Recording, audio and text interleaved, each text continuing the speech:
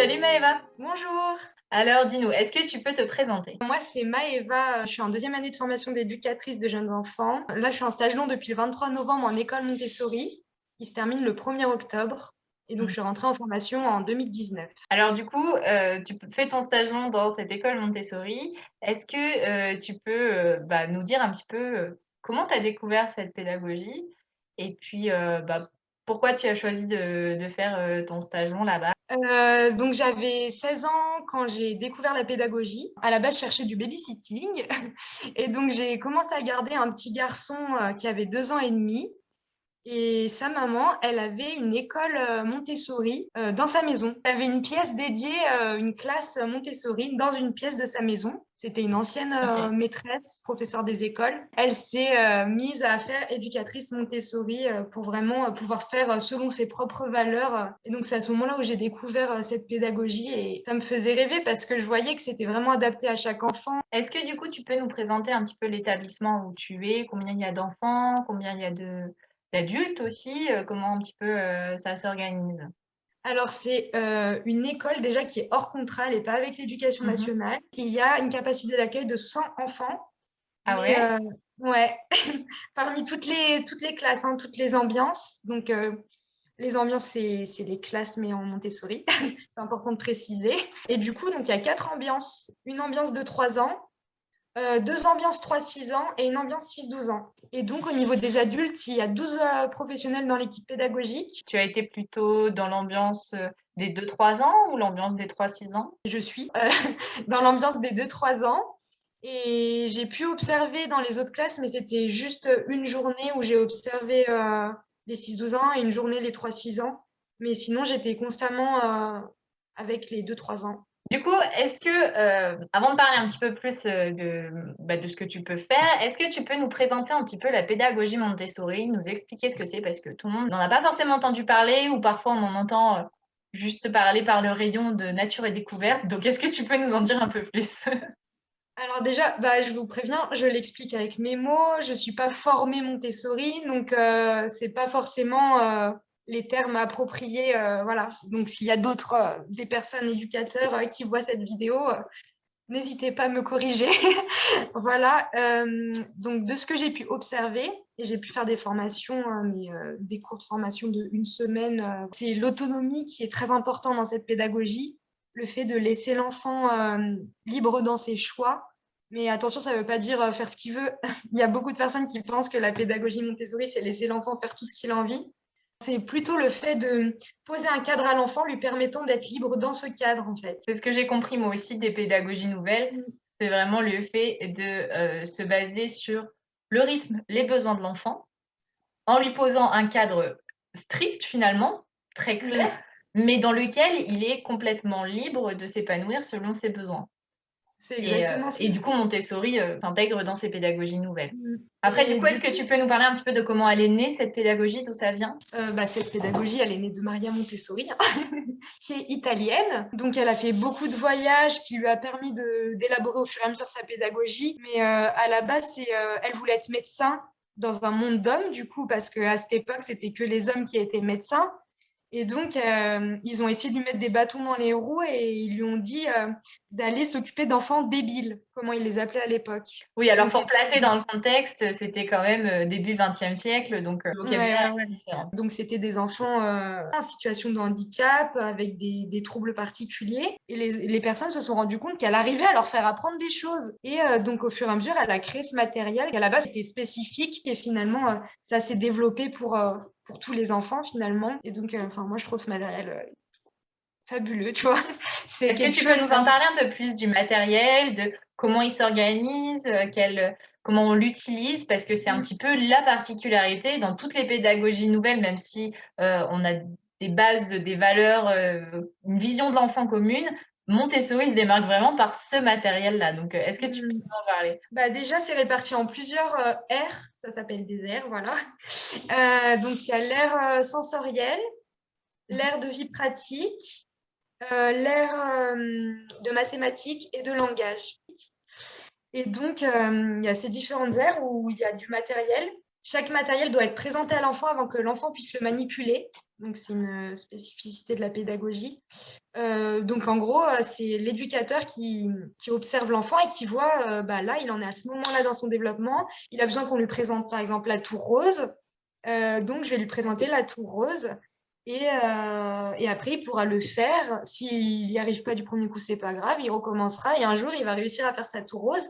Et à ce moment-là, il sera en capacité de faire cette activité-là. Après, il y a des activités qui peuvent se faire en parallèle.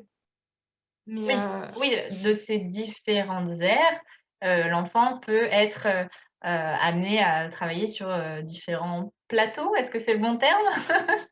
Je sais oui, pas si c'est des activités, mais ouais, c'est sur les plateaux généralement. Après, il y en a qui peuvent se faire sur tapis. C'est à partir du moment où l'espace est délimité, voilà. Et par rapport à ce que tu disais, par rapport aux aires, en fait, l'enfant, il a des périodes sensibles, que Maria Montessori disait. C'est-à-dire qu'il peut être plus à même d'aller tout le temps vers le langage parce que c'est la période où il a vraiment ce besoin. Son cerveau, il a même à apprendre ça. Après, il aura la période sensible des maths. Enfin, du coup, chaque enfant, ouais. il a sa période sensible à un moment différent. C'est pour ça que c'est important d'observer l'enfant pour vraiment savoir à quel moment lui présenter le matériel. À quel moment il est dans quelle période pour savoir quoi lui présenter Mm.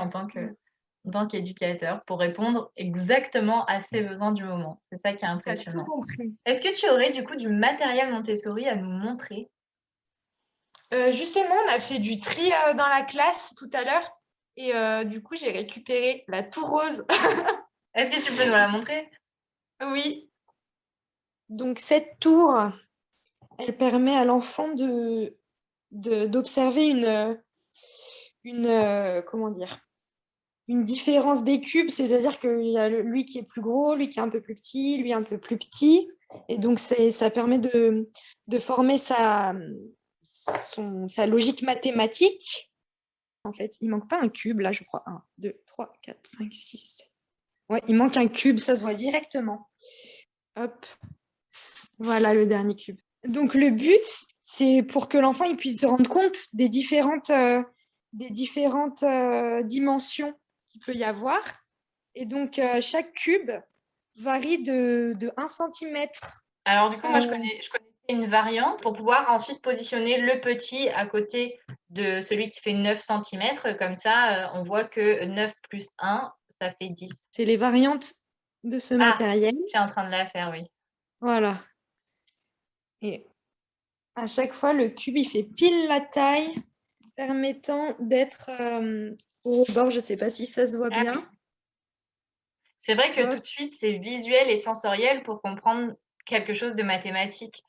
Et c'est ça qui est génial dans ce matériel, c'est qu'on peut faire plein de choses avec. Il y a aussi d'autres matériels comme la tour rose, il y a l'escalier marron, il y a les barres qui font 1 cm, 2 cm, 3 cm jusqu'à 10 cm.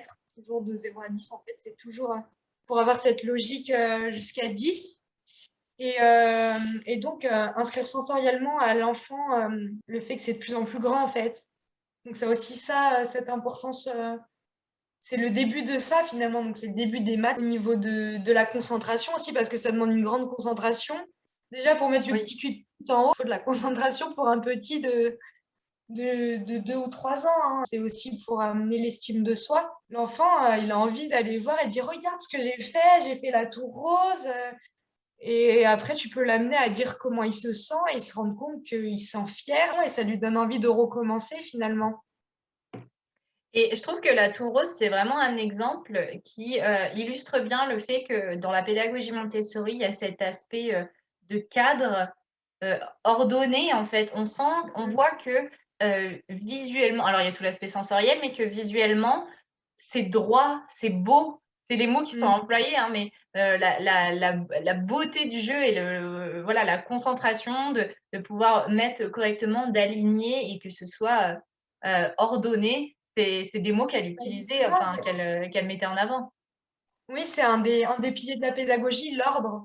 Le fait que tout le matériel il soit toujours rangé au même endroit, voilà. C'est aussi parce que l'enfant, il a une période sensible de l'ordre. Donc, c'est important pour lui d'avoir cet ordre et que la classe, elle soit tout le temps, enfin, pour lui permettre d'être autonome finalement. S'il sait que la tour rose, elle est là-bas, il sait directement où il faut aller, quoi. C'est plus simple et plus fluide pour lui d'arriver à une concentration plus forte. Du coup, est-ce que tu peux nous parler un petit peu, du quotidien à l'école et des spécificités de cette école Montessori? Qu'est-ce qui diffère des autres écoles, sur une journée type, par exemple?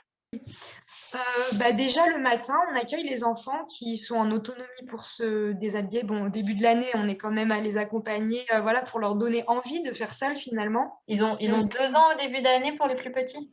D'accord. ils ont 2 ans au tout début d'année, il y en a même qui avaient 1 an et 10 mois, tu vois, pas tout à fait ceux qui sont de fin d'année. Ah oui. Et donc ils se déshabillent avec encouragement de l'adulte. L'adulte est toujours à proximité pour permettre voilà, que l'enfant il ait un repère, qu'il soit pas seul face à tout ça. Ça donne pas envie de faire seul quand on n'est pas accompagné finalement. Mmh. Donc après, les enfants, ils ont un temps de travail individuel, donc ça c'est spécifique à Montessori.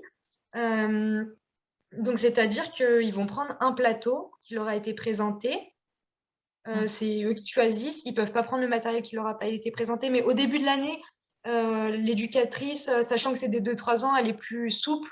Elle leur permet d'aller voir un peu. C'est plus du matériel leur permet de savoir les règles de la classe finalement. À la fin de l'année, ils vont prendre le matériel qu'ils ont envie de faire.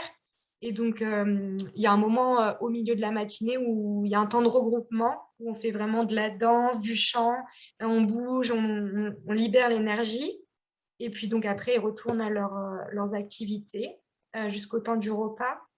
Après, au temps du repas, on mange, ils débarrassent eux-mêmes, ils ont leur petit pichet d'eau. Après, donc, ils vont dehors jusqu'à 12h45. Après, il y a le temps de sieste. Et généralement, les premiers se réveillent vers 15 heures parce que la sieste commence vraiment à 1h30 parce qu'il y a toute la période où ils se déshabillent, mettent leurs petits vêtements dans un petit sac individuel. Ils vont aux toilettes. Et puis après, il y a tout le temps endormissement avec des histoires, une chanson, voilà. Et donc après, voilà, c'est plus un temps tranquille après le réveil de sieste où les enfants se rhabillent, ils peuvent prendre des activités s'ils le souhaitent. Généralement, on n'est pas trop disponible pour eux, on est plus à échanger entre équipes. Et c'est là où on voit qu'ils sont vraiment le plus autonomes en fait. Et donc après, le soir, il y a un petit temps regroupement avant d'aller voir les parents. C'est beaucoup, il y a beaucoup moins de temps, je sais pas comment t'expliquer, mais C'est cadet? c'est des temps plus longs en fait qui permettent aux enfants de ne pas changer d'un coup de ce que j'ai vu dans l'autre école où j'ai travaillé, par exemple. Il n'y avait pas le temps toilette qui venait tout couper. Ils peuvent aller aux toilettes quand ils veulent, même si on les invite au début de l'année, quand ils ne sont pas encore. Voilà. Oui, le rythme, en fait, est déterminé par les besoins des enfants et les enfants évaluent leurs propres besoins et ont dans l'espace, dans l'environnement, le moyen d'y répondre, Mhm. plutôt qu'en école classique où, heu, le rythme est basé sur la pensée de l'adulte en quelque sorte, je sais pas comment dire, mais en se disant que, un enfant en petite section ou en toute petite section de maternelle, a besoin d'aller aux toilettes régulièrement. Donc quand c'est le moment pause pipi, tout le monde va aux toilettes à ce moment-là par rapport à l'organisation. Alors que là, comme toi tu le décris, c'est plutôt Excuse-moi, ça a l'environnement qui bugué. est là et l'enfant peut aller répondre, à son besoin, lui-même. Oui, c'est ça. Et il y a par exemple, il y a les doudous qui sont dans un petit chariot. Bon, maintenant, elle va changer ça, ça va être dans un petit panier. Et du coup, ils ont des chaises à câlins. Donc, s'ils ont un moment, un petit coup de blues ou voilà, et ben, ils vont s'asseoir sur la chaise à câlins et ils savent, c'est une des règles, qu'ils peuvent pas avoir leur peluche dehors ou dans la classe, qu'il faut qu'ils aillent sur la chaise à câlins pour ça. Donc, du coup, ils ont cette habitude-là de prendre leur doudou et de se mettre sur la chaise à câlins s'ils ont besoin d'un petit temps voilà, pour eux.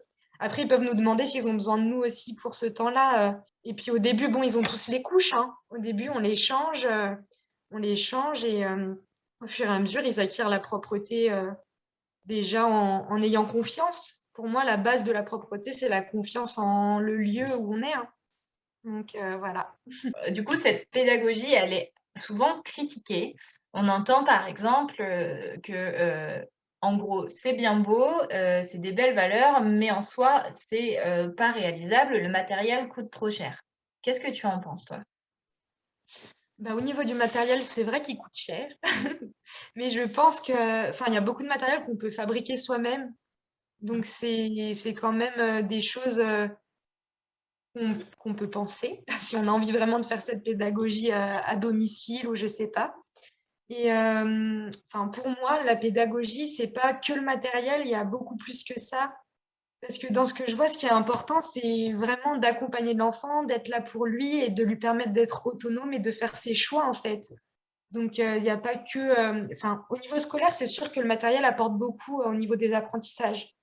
Mais au niveau de développement de l'enfant, moi, je pense que l'important, c'est la posture de l'adulte et la manière dont il réagit pour l'enfant. Et enfin, c'est ça qui va lui permettre de se construire pour moi. Une autre Ouais. critique, c'est que souvent, les écoles Montessori sont privées, hors contrat, parce que le programme ne rentre pas dans les critères de l'éducation nationale.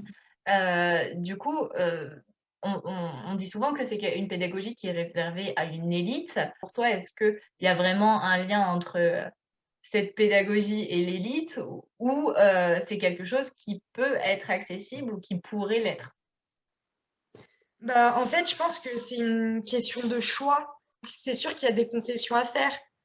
C'est ce que je trouve dommage, c'est que tu vois, les écoles publiques, ils disent que l'école est obligatoire et gratuite, mais en soi, il n'y a que cette école-là qu'on peut choisir. On peut pas choisir peut pas choisir la pédagogie qu'on veut inculquer à notre enfant, en fait. Et ça, je trouve ça vraiment dommage, parce que je pense qu'on devrait avoir le choix. Et ils veulent en plus enlever IEF, école à la maison. Oui. Donc ça enlève encore plus le choix aux parents de l'éducation qu'ils veulent donner à leur enfant. C'est pour ça que le prix, c'est un problème à ce niveau-là, parce que il y a certains parents qui peuvent vraiment pas. Et il y a aussi un effet de mode qui fait que je pense il y a aussi beaucoup de parents qui mettent leur enfant, comme tu disais, parce qu'ils se disent c'est l'élite, de mettre mon enfant là-bas, ça fait classe, alors qu'en réalité, ils n'ont pas du tout une vision qui va avec cette pédagogie, ça contraste avec ce qui se passe à la maison. Donc voilà, après, c'est pas ce que j'ai observé dans l'école où je suis, mais c'est ce que enfin, je pense que ça doit se passer comme ça On certaines peut fois. entendre parfois. Mm.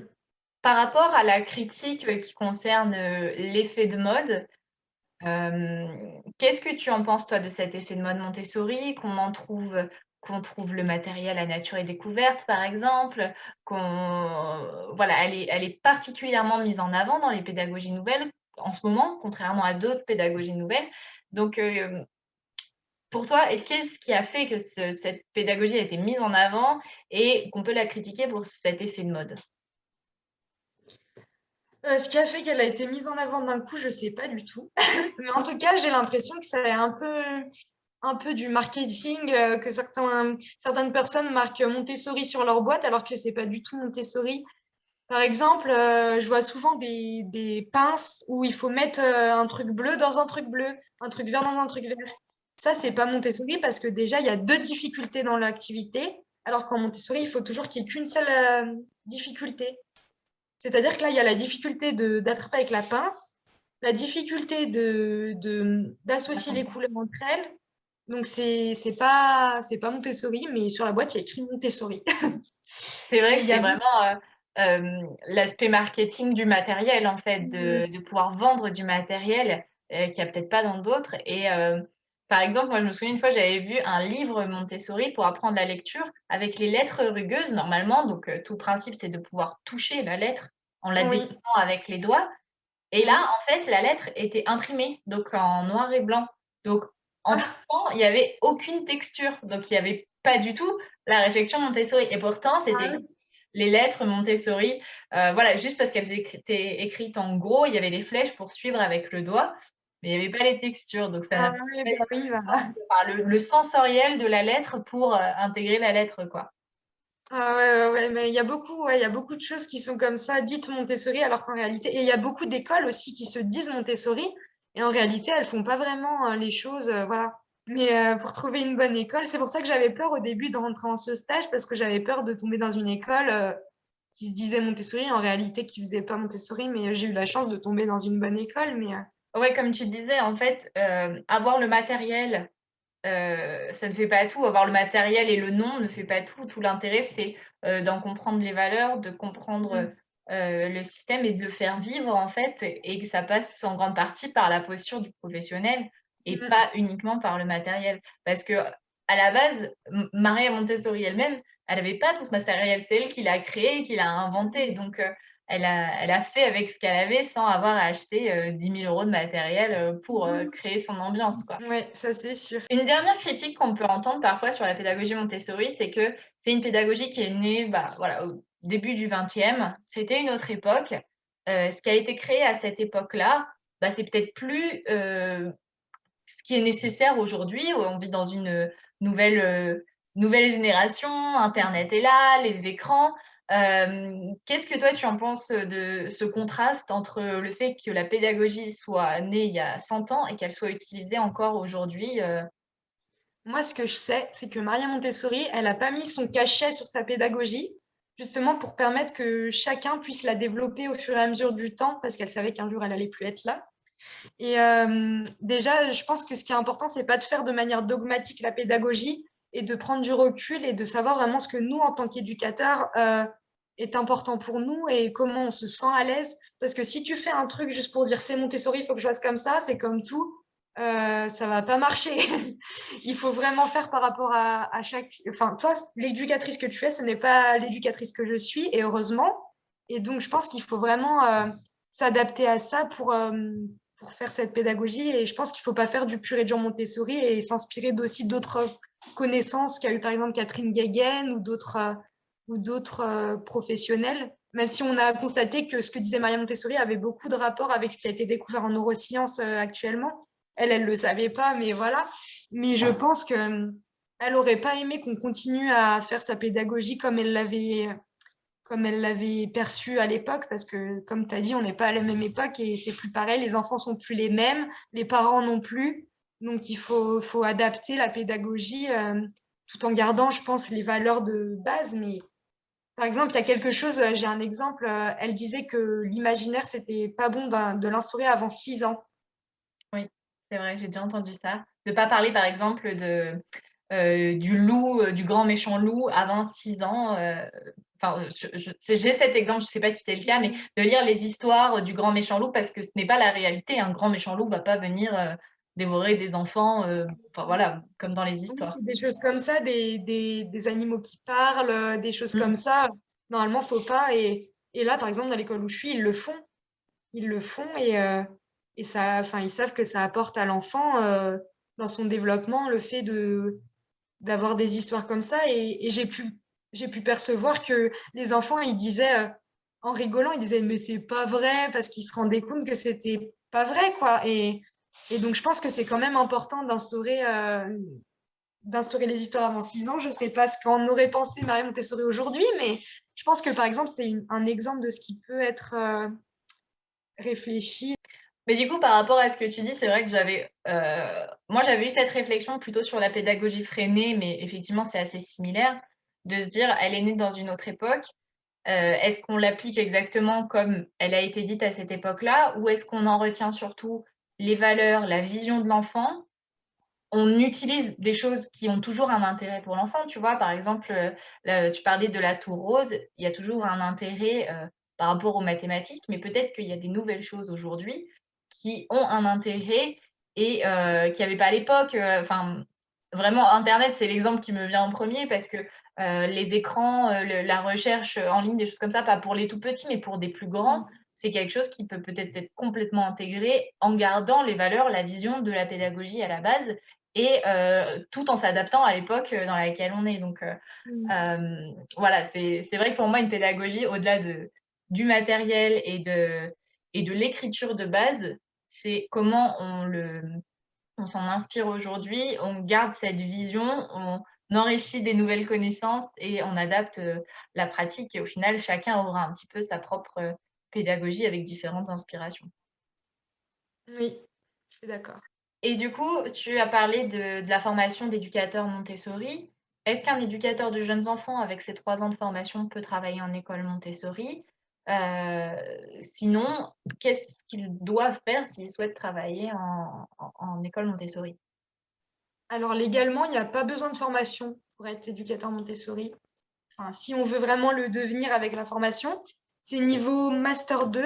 Il faut avoir un master 1 Et après, c'est une année de formation. Il y a la formation d'assistant Montessori aussi. D'accord. Mais elle, c'est beaucoup plus court. C'est quelques mois, c'est pas une année entière. Est-ce que pour terminer, tu aurais des livres parlant de la pédagogie à nous conseiller?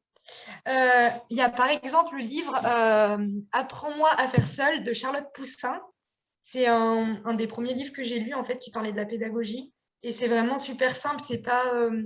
Après, on peut jamais mieux savoir la pédagogie qu'en lisant un livre de Maria Montessori. OK. Mais si vous voulez une première approche de la pédagogie de manière simplifiée, il y a ce livre. Et puis, elle a aussi fait, donc ça c'est plus pour les 3-6 ans, elle a aussi fait pour les 0-3 ans et j'aimerais beaucoup la voir.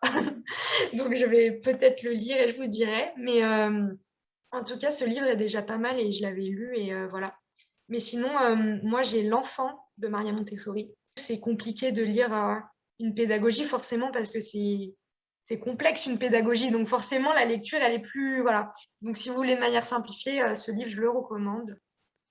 Apprends-moi à faire seul de Charlotte Poussin. Voilà. OK, bon, bah, merci beaucoup pour ton témoignage et puis, du coup, je mettrai tous Merci les à liens pour accéder aussi à ton compte Instagram où tu partages, un petit peu ton vécu de formation et ton vécu, dans ce stage-là en école Montessori. vous. Merci beaucoup.